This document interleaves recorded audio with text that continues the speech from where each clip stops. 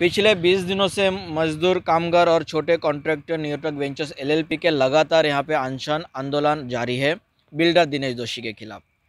लगातार हमने पहले दिन से लेकर अभी तक के हमने सारे जो अपडेट्स है हमने आपको हमारे चैनल के माध्यम से रखा है आपके सामने। संजय जी, 20वां दिन चल रहा है और इन 20 दिनों में तमाम चीज़ें नई हुई है, तमाम चीज़ें पुरानी हुई है। कहीं आदेश पारित हुआ है लेकिन कहीं पारित होने के बाद आज उसके खिलाफ कार्रवाई नहीं हुई है। इस विषय में क्या लगता है, 20वां दिन है, क्या प्रशासन अभी भी सही ढंग से अपनी कर्तव्य का निष्ठा कर रहा है? पहली बात तो ऑल इंडिया कॉन्ट्रैक्टर एसोसिएशन के तरफ से सभी पत्रकार बंधुओं को नमस्कार। भाई संजय प्रजापति, कोंकण प्रदेश उपाध्यक्ष। 20वां दिन आज जो आंदोलन का जारी है ये आगे भी जारी रहेगा, क्योंकि मैंने आंदोलन चालू होने के दिन ही आह्वान किया था कि जब तक न्यूटेक को ऑल इंडिया कॉन्ट्रैक्टर एसोसिएशन के मार्फत से न्याय नहीं मिलेगा तब तक ये अनिश्चित काल तक आंदोलन चालू रहेगा। और इतिहास में लिखा जाएगा सुनहरे पन्नों में, जिस तरह किसान आंदोलन चला उसी तरह ठेकेदार और मजदूरों का आंदोलन चलेगा। और आने वाले दिन में परिस्थिति वो निर्माण होगी कि प्रशासन को भी जवाब देने के जगह नहीं रहेंगे कि हमें वो क्या जवाब देंगे। हमने हमारे तरफ से पिछले 2 महीने से सब पत्र व्यवहार सभी संबंधित मुख्यमंत्री और जिलाधिकारी, महानगर पालिका, एसडीएम, पुलिस आयुक्त, एसीपी, डीसीपी सभी लोग को पत्र व्यवहार किया और पत्र द्वारा सारी अपनी बातें और शर्तें रखी गई है, लेकिन अभी तक किसी का कुछ रिप्लाई नहीं है। इस विषय पर जैसे कि आप कह रहे हो कि पिछले 20 दिन चल रहा है, आजकल आपकी लड़ाई चालू है, लेकिन महाराष्ट्र शासन प्रशासन कहीं ना कहीं अभी भी उनकी जो कार्रवाई है पूर्ण रूप से ठप हो चुकी है और कार्रवाई नहीं हो रहा है। तो हम आपसे जानना चाहेंगे कि इस विषय पे आप महाराष्ट्र के मुख्यमंत्री जी से क्या निवेदन करना चाहेंगे हमारे चैनल के माध्यम से? मैं चैनल के माध्यम से यही बोलना चाहूँगा और माननीय महाराष्ट्र राज्य के राज्यपाल जी से निवेदन करता हूँ कि इस 3 तिगाड़ा काम बिगाड़े की सरकार को पहले बर्खास्त किया जाए, क्योंकि इनके सरकार रहते हुए महाराष्ट्र की जनता एकदम त्रस्त है। कभी कोरोना का गाइडलाइन लेके, कभी ये गाइडलाइन लेके, कभी वो गाइडलाइन लेके, और इनको न खाने के लिए राशन न पानी कुछ मुहैया नहीं कर रही है सरकार। इस सरकार को पहला बर्खास्त किया जाए, महाराष्ट्र में राष्ट्रपति शासन लगाया जाए और जितने लोग शोषित पीड़ित महाराष्ट्र में है इस समय उनको न्याय दिया जाए। यही हमारा निवेदन है माननीय राज्यपाल जी से। तो जैसे कि इस वक्त जो हमारे भारत देश की आंकड़ा है, कुछ सर्वे हमने भी किया है और हमें आपको भी इस विषय में जानकारी होगी कि भारत देश 2021 से लेकर 2020 में कुछ ही दिनों में पदार्पण करने वाला है। और ये जो कंट्री है, जो देश है, इस वक्त रीडेवलपमेंट के तौर पर दिखा जा रहा है, अंडर कंस्ट्रक्शन कंट्री के तौर पर घोषित है, क्योंकि इस देश में सबसे ज़्यादा जो है कंस्ट्रक्शन वर्क चालू है जो देश के डेवलपमेंट में काम आ रहा है।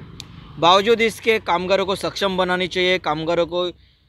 चाहिए वो सारी सुविधा उपलब्ध कर देनी चाहिए, क्योंकि देश में अभी कंस्ट्रक्शन बहुत सारे बाकी है, चाहे वो प्राइवेट सेक्टर हो चाहे गवर्नमेंट सेक्टर हो।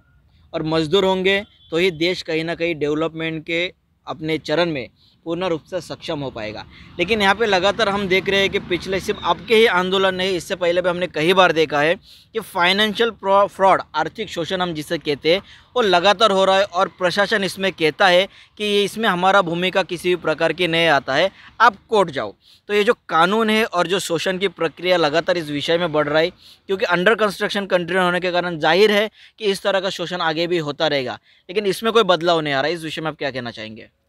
इस विषय में मैं केंद्र सरकार से निवेदन करना चाहूँगा कि जो हमारे इस फ्रॉड कायदे जो बनाए गए हैं और ख़ासतौर सिविल कंस्ट्रक्शन एरिया के लिए उसमें कुछ चेंजेस किया जाए, ताकि उसमें ये टोटल इनलीगल हिसाब किताब रहते हैं, वाया वाया रहते हैं, उसका एक कानून के तहत ये फॉर्मेट दिया जाए कि जब तक ये आप फॉर्म भर के ये लेबर आयुक्त कार्यालय में आप सबमिट नहीं करेंगे तब तक आप किसी को कॉन्ट्रैक्ट नहीं दे सकते, आप किसी को ये नहीं कर सकते हैं, ताकि सरकार के दायरे में मालूम पड़े कि इस बिल्डिंग में या ये प्रोजेक्ट में कौन कंपनी आई है काम लेने के लिए, कौन कंपनी किस कंपनी को काम दी है, वो कंपनी ने कितने वर्कर लेके आया है, वो कौन से डिपार्टमेंट के वर्कर है, उनको टाइम टेबल पे पेमेंट हो रहा है कि नहीं हो रहा है, ये सारी जानकारियाँ उनको हर 15 दिन हर महीने में उनको अपडेट करना ही पड़ेगा। इस तरह का प्रावधान लेके सरकार आवे और तभी देश का भला हो सकता है और देश के मजदूरों का भला हो सकता है। तो जैसे कि सारे जो तमाम बातें हैं ऑल इंडिया कॉन्ट्रैक्टर एसोसिएशन के जो कार्यकर्ता है संजय प्रजापति जी, इनके माध्यम से रखा गया। और कहीं ना कहीं महाराष्ट्र राज्य में ये जो परिस्थिति इस वक्त आपके सामने वर्तमान में हम दिखा रहे हैं, इसमें सरकार कहीं ना कहीं असक्षम है, इसलिए राष्ट्रपति शासन लागू करने का इनका अपनी एक व्यक्तिगत भूमिका रही और ये मांग भी कर रहे हैं पिछले कई दिनों से। खैर, इस विषय में हम आपको बताना चाहेंगे हमारे चैनल के माध्यम से,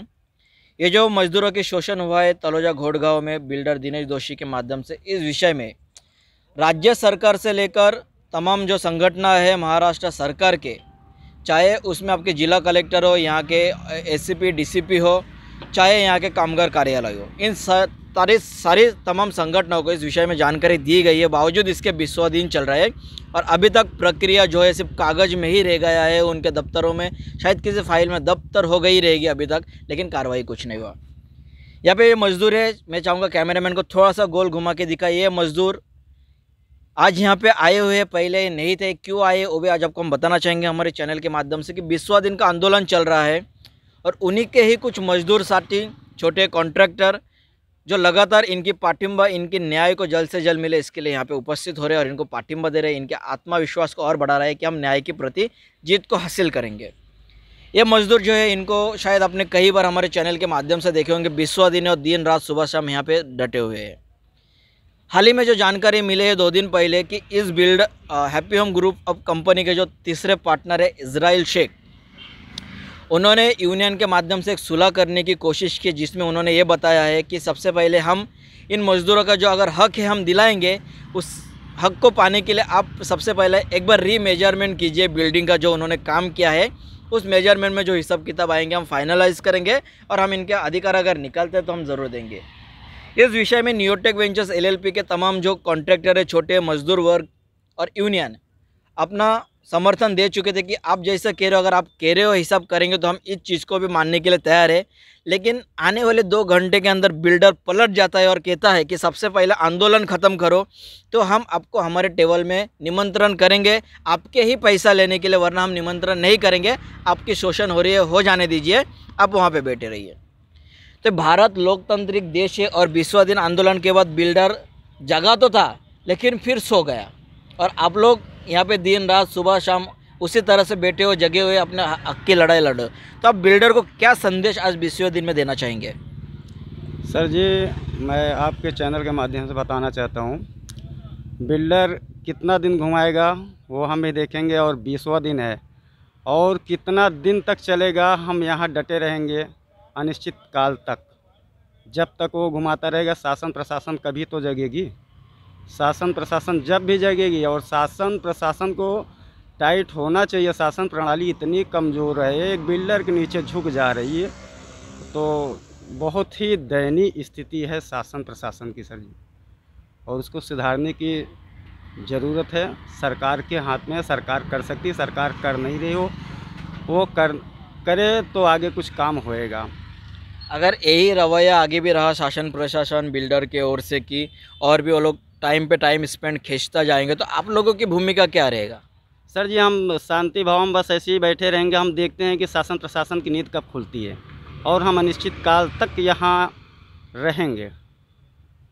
जबकि आपको बताना चाहेंगे पिछले कुछ दिन पहले ही यहाँ के जो डिस्ट्रिक्ट कलेक्टर साहब है उन्होंने एक आदेश पारित किया था, जिसमें साफ साफ अक्षरों में कहा गया है यहाँ पे स्थानिक पुलिस विभाग को, यहाँ के डीसीपी साहब को, कि जो भी मुद्दा, जो भी मामला यहाँ पे उपस्थित हुई है उसकी कठोर जांच की जाए और जो सही है उसे न्याय दिलाई जाए। बावजूद जिला अधिकारी के आदेश के बाद अभी तक कोई प्रशासन हरकत में नहीं है। इसका मतलब ये है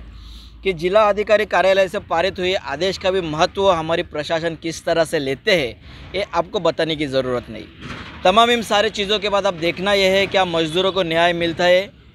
सारे तमाम ऑर्डर्स अधिकार निकलने के बाद भी बिल्डर के प्रति कोई कार्रवाई होता है,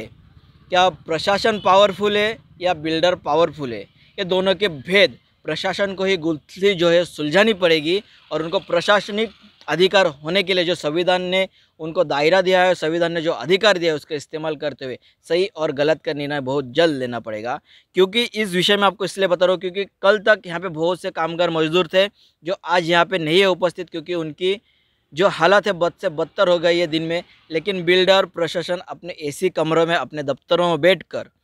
अपने कामकाज जो है उनको वही कर रहा है, बताने की ज़रूरत नहीं है। लेकिन कहना यही है, डॉक्टर बाबा साहब अम्बेडकर जी का यहाँ पे फ़ोटो लगा हुआ है, जिन्होंने संविधान बनाया है और जिस संविधान के अंतर्गत गरीब से गरीब, तत्पर दबे हुए लोगों को उचित न्याय की बातें रखी गई है, कहीं ना कहीं उस संविधान का सम्मान पे आज आ चाहिए। क्या वो संविधान इतनी कमज़ोर है कि आज 20वां दिन है लेकिन उस संविधान के तहत प्रशासन निर्णय लेने में असक्षम है? ये अब बात हो चुकी है देश की। इस महाराष्ट्र राज्य के मुख्यमंत्री श्री उद्धव जी ठाकरे साहब से निवेदन है चैनल के माध्यम से कि कृपया आप इस विषय को देखते हुए इन मजदूरों को उचित और इनके छोटे कॉन्ट्रैक्टरों को उचित न्याय दिलाए। इसी के साथ तमाम अपडेट के लिए बने रहे हमारे चैनल के साथ। आगे आने वाले सारे अपडेट अब तक देते रहेंगे। जय हिंद, वंदे मातरम।